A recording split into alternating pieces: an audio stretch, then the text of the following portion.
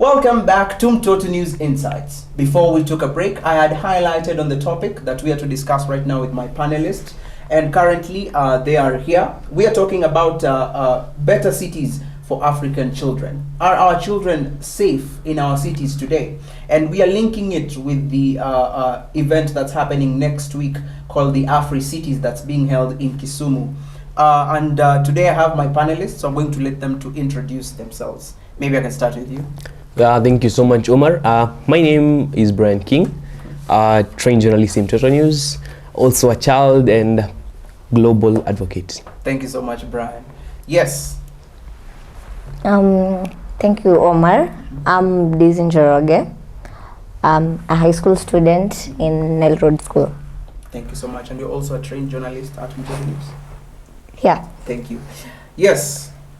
My name is Evans Ochino and I am a trained journalist at Mtoto News. Asante sana, Evans. So I'm going to start with you, Brian King. Now, are children safe in our cities today, or are you as a child safe in our cities today? I'd say I'm not safe enough, considering we have traffics, a lot of traffic in Nairobi here.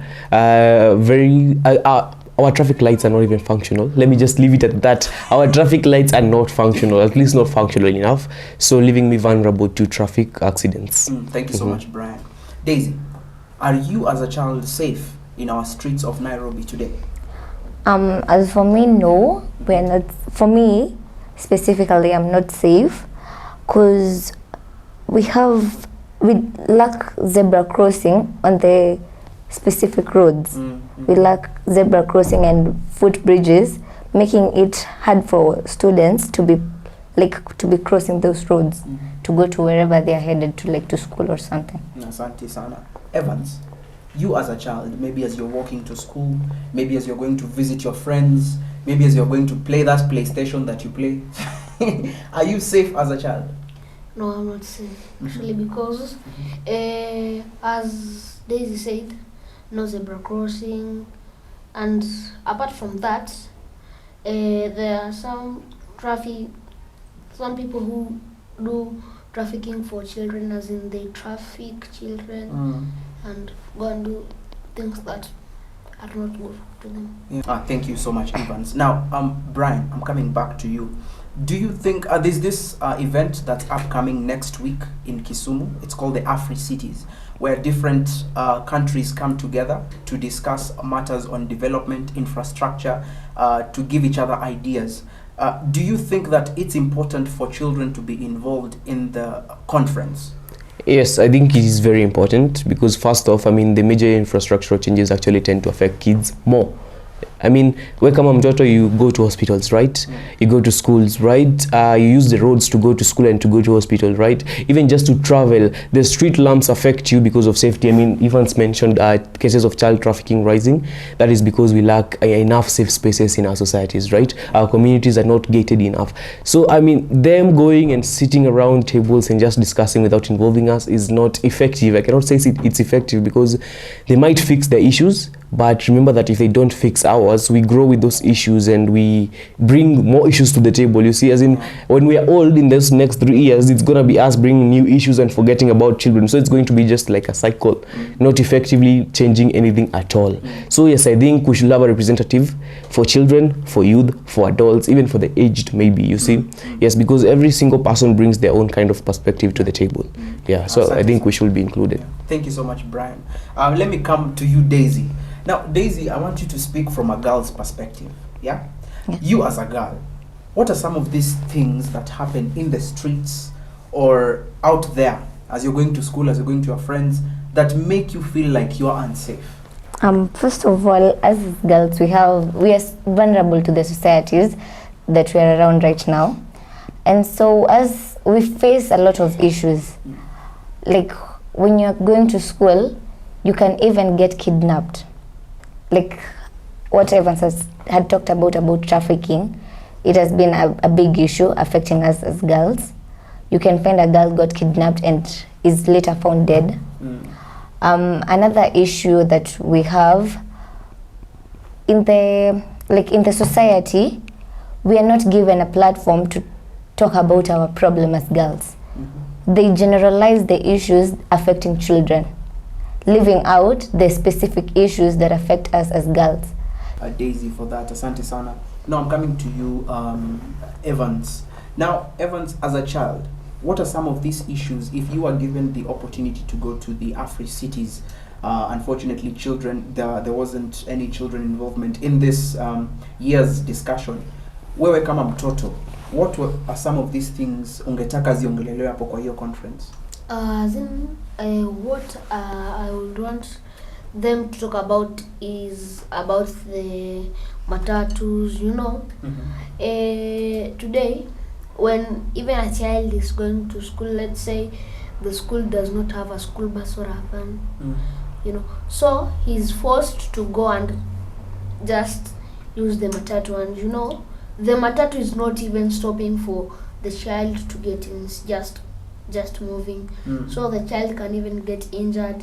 Apart from that, I can say children are just not safe, because when they go to school, or the traffic lights are there, but they don't are using the road, because you know, maybe a child wants to pass, but he may stay there on the road for even 30 minutes, so that the traffic light can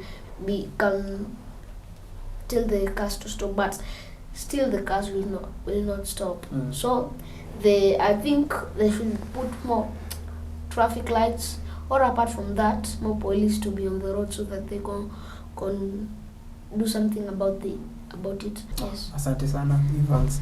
Now, before we take another break here at Total News Insights, I'm going to come back to you, Brian. Now, Brian, do you think the government, NGOs, and maybe social services, mostly let's go to the government kwanza, tuanze na government. Do you think wamefanya enough to ensure children are safe on our roads? Ama kama unaona wamefanya enough ni sawa, ama unaona bado there's some changes, there's something that needs to be done? Kuna hapa, this place doesn't look right, this needs to happen. Okay, Omar, kuna history ya serikali saidia. It has been happening for a while. Let me just change the subject completely. Let's go to violence against children and women. Okay, let's just focus on children. So, what is the government doing to protect children? Because they are the main stakeholders. We're talking about government. When it comes to violence against children, they are the main stakeholders. They are the only people who can actually do something about it. Apart from the community, they are the next. In fact, they are at the top by making sure we have security in places like Isiolo. Like right now in the country, there is violence. Children there are not safe. There was a time in Garissa there was a curfew and children were really hurting because they had to rise up in the morning and wait for the curfew to end before they could actually go to school. And then in the evening, you see, it affects their education, it affects their psychological well-being. You see, as in, it's all about the government and what it's doing. Yeah. Another thing is the perception. Maybe we can talk about this later, but it's all about how you think and how you take your children as. We are not dumb. Like to say, we are really not dumb. We can join a meeting and we can give our head full insight. You've had Evans, you've had Daisy, you've had me. We have our own insights, and yes, I believe we should be more included, including the government. It should include us more, and maybe we can even get a child representative in parliament. Yeah, by the way, that's something we look up for very much before not even 2030, but 2025 we should have a yes, child. Our cities constitute mainly of kids. We don't have enough representatives, and even if we do, the adults. Who does that, Omar? The adults. Imagine who does that. Okay, we are taking our first break. Our second break here at Mtoto News Insights. But stay tuned. We're still going on with the conversation. Welcome back to Mtoto News Insights. We are continuing with the conversation here about better cities for our children. Now we were on you, Daisy. Now, Daisy, do you have playgrounds in your school? And if they are there, do you think they are compatible with children? Because I know your school ranges from Form 1 to Form 4. No. Is it compatible with everyone? And every activity? Because see football, no. First of all, the playgrounds that we have in the schools, you find like grass has grown in each and every place.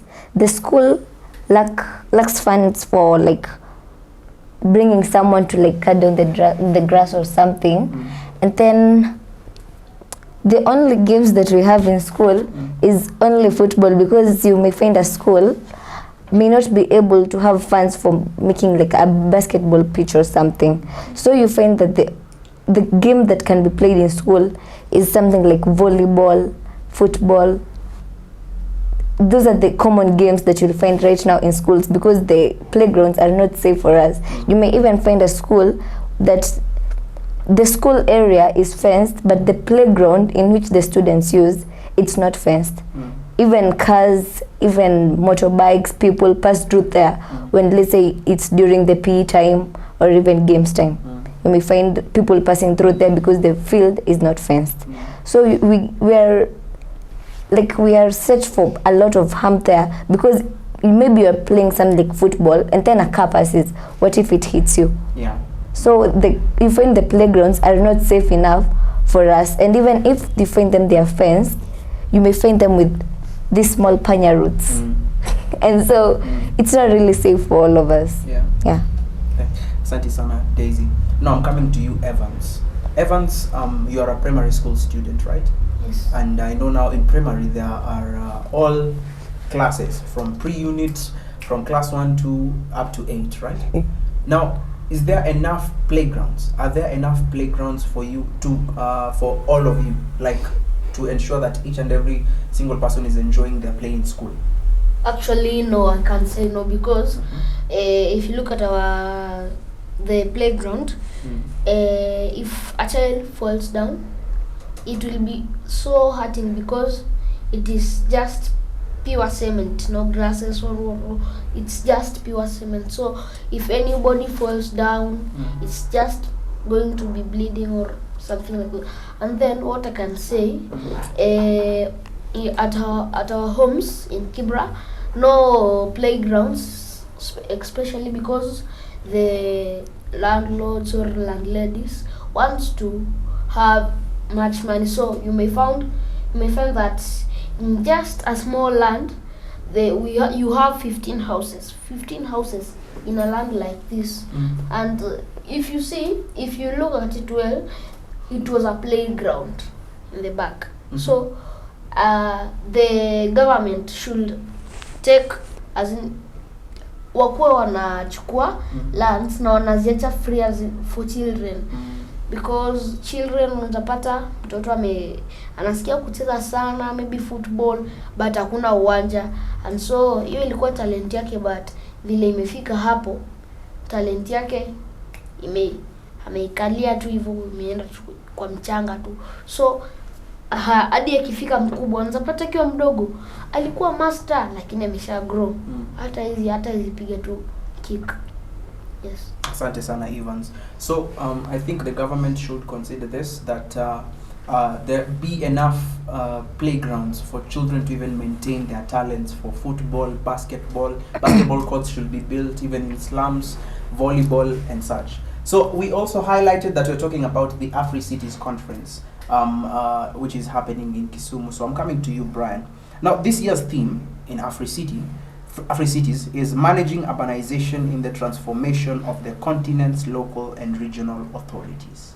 Now, how do you think they can link children in this theme? Because it's talking about managing urbanization in the transformation of the continent's local and regional authorities. And you see there's urbanization, which we're actually talking about cities in Africa. Are they safe now? How do you think they can bring in the aspect of children in this? Okay. As I had said earlier before we went on break, I mentioned perception, right? Yeah. How do the adults take their children? How do your parents consider you? Do they think you're mature enough, or even just a bit to actually be able to accommodate the idea of growth and development? We're talking about urbanization here. And I'm sure in that conference, those men and women there will be talking about creation of space, health facilities, schools, water facilities, which are all important, but we tend to forget something. We tend to forget how important playgrounds are in our society. I love that they both mention playgrounds in the ideas, because, I mean, come to think of it, Omar, how many playgrounds are in your society? Just how many? Because in mine, I don't think we have any actually. And we have like a dozen kids, like a dozen. And now the thing is, those kids watatoka hapo nje, they'll go play on the road. an accident occurs, we lose a child, or a child loses a limb, or a child gets hurt, Omar, or even tuachilie tu mtoto, just think about your little brother. Me, I know my cousin got a bike and he ran off like completely. We had to find him like, I don't know where. Now imagine you give your child a bike, there is no place for him to ride it. So what does he do? He just runs off to the road, and in the best case scenario, he is not hurt, right? But someone finds him. Child kidnapping happens, child trafficking happens. A child is lost. As in, I think it's all about perception and how the adults actually consider the importance of children facilities. Health is very important. Survival is very important. Food and education. We tend to forget play, which is actually among the key pillars of rights, right? Growth and development. You cannot have that without including children facilities. By this I mean what? Safer toilets. How many toilets are safe for children, Omar? How many even buses, public transportation is safe for children to travel alone? Because we know we do. I started going to school alone when I think I was in class 6. I don't know about them. Maybe they can tell us. Yes, and then look at that. As in just playgrounds. Me personally, I want to focus on playgrounds because I think as long as we try and get them, and not just playgrounds, even samesema just pure cement and grass, overgrown grass, which can harbor snakes. Unaweza patiwa playground iko you harbor for death because of snakes and all. We're talking about complete playgrounds, safe carpeted grass, proper playing equipment, safe playing equipment, not rusted swings like the ones I was swinging in when I was in as a child. And do you think the government has the resources? I think it does, Omar. We just launched a multi-billion project last year. We are planning on launching one to clean up Dandora dump site, and they can always complain there is no space, right? Omar, we can always make space. One way or another we can make space. If we consider it important enough, we will make space. We will find space. We can clear the dumping site for thank you. We can clean it up, build settlements around there, shift people, and do what? Build a playground. Asante sana, Brian. Now, as we are wrapping this up now, Daisy, what would you like the government to do for children who are lacking playgrounds? And also I want you to talk on the perspective of also sanitation in the city, because sometimes you might find that, like me, for example, I'm a child, but I always forget to pee at home. So as I'm going to town, you can just imagine my situation. So what do you think the government can do to help this, to help people like me? People like you really need a lot of help because first of all, they're not alone.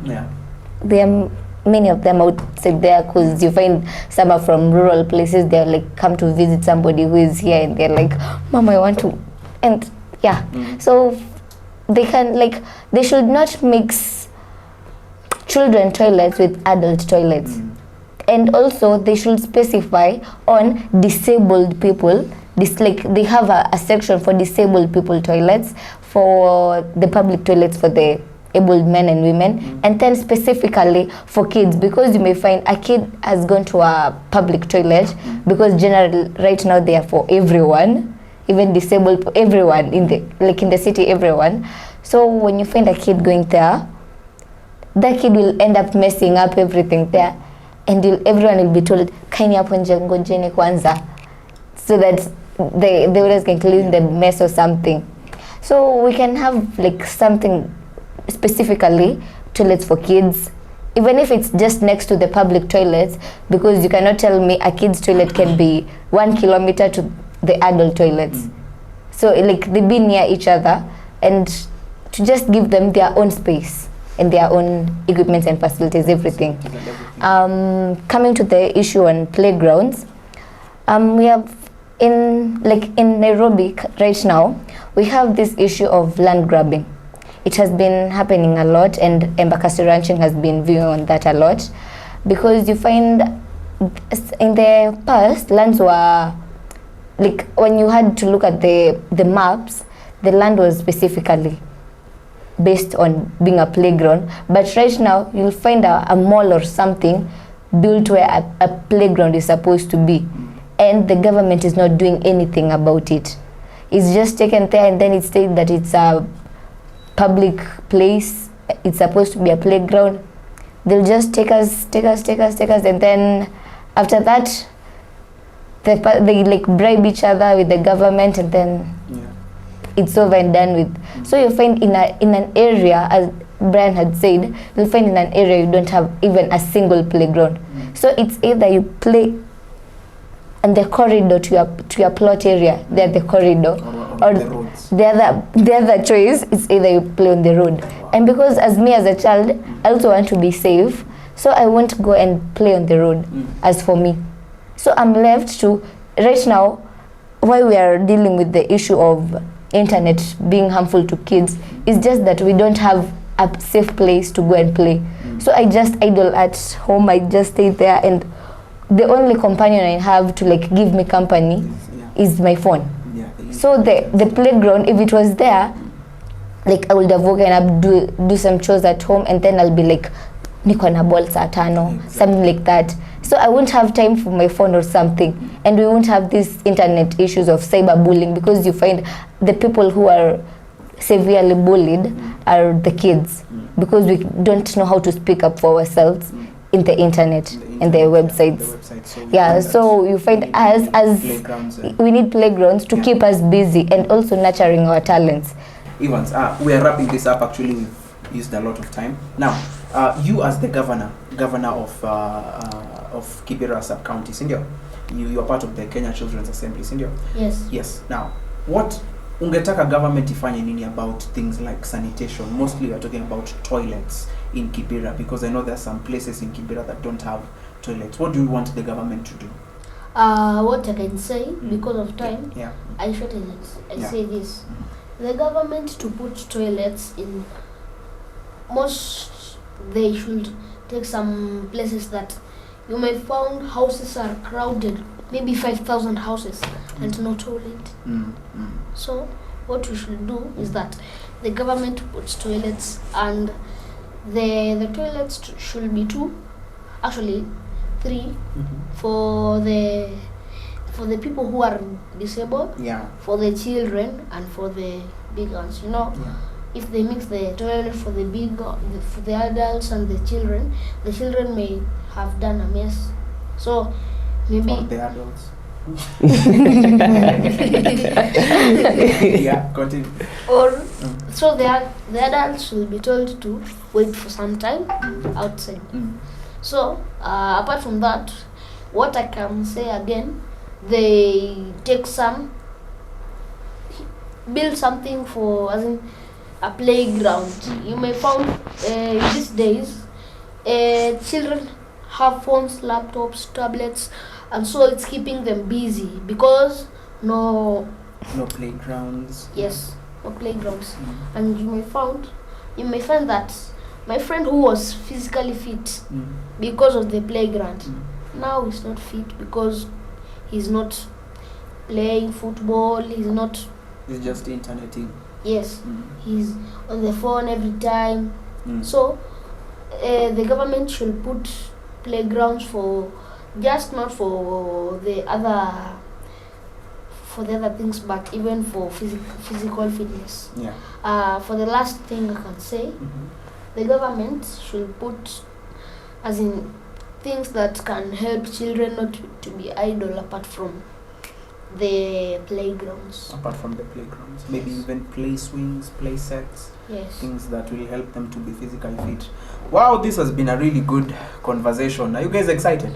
Very. Brian, how are you? I'm cool, I'm fine, I'm happy. Uko happy? I'm in a complaining mood. Okay. Thank you so much. Now, this has been a really good conversation. Keep the conversation flowing. Like I always remind you, on our social media platforms at Mtoto News, Facebook, Instagram, and Twitter. And you can also find me at Omar Hamed83 on Facebook, Instagram, and Twitter.